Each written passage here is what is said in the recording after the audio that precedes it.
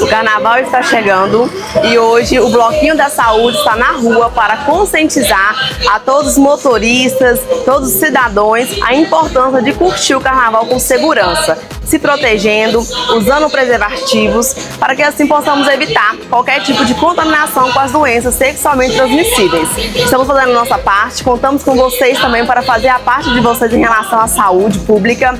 E se precisarem também, procure a unidade de saúde que temos disponíveis testes rápidos para doenças sexualmente transmissíveis. Curta, mas curta com segurança.